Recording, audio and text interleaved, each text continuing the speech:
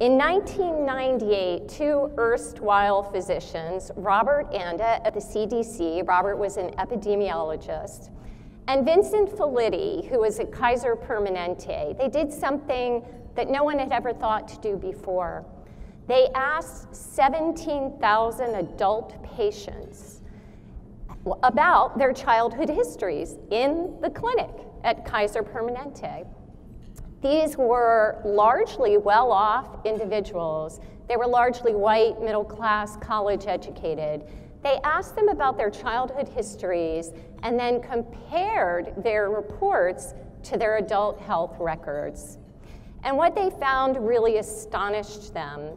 64% of these 17,000 individuals reported at least one type of adverse childhood experience that was so significant that they still thought about it years later. 40%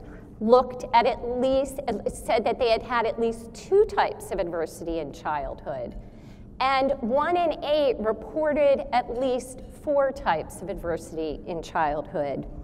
So let's talk about what those different types of adversity were.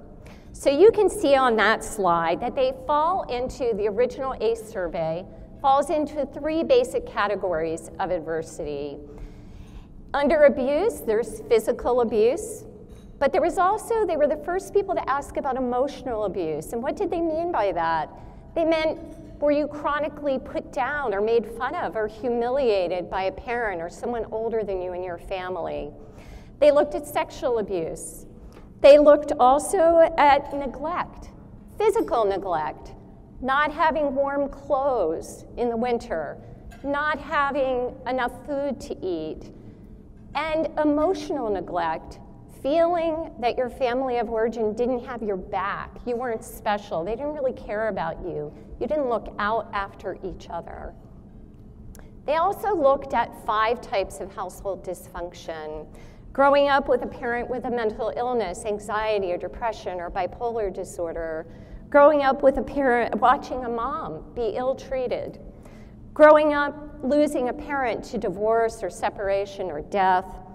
Or living with a parent with alcoholism or an addiction. Or living with a parent who was in, or a family member who was in jail. Now, in the 20 years since this original study came out, many researchers have looked at other categories of chronic stress in childhood.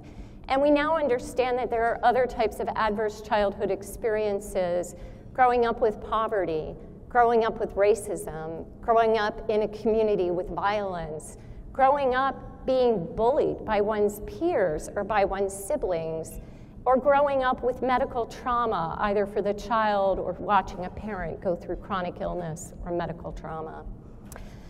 So when researchers compared these different types of trauma in childhood to this cohort's adult health records, what they found stunned them. In fact, the number of adverse childhood experiences that an individual had almost predicted their adult mental and physical health. For instance, having experienced 3 or more categories of adverse childhood experiences was related to a 60% higher chance of being hospitalized in adulthood with an autoimmune disease like rheumatoid arthritis, type 1 diabetes, or lupus.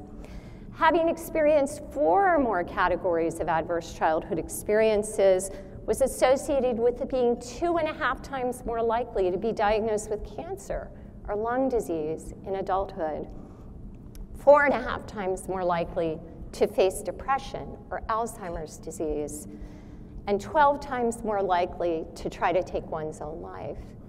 In fact, having 6 categories of adverse childhood experience shortened an individual's lifespan by 20 years.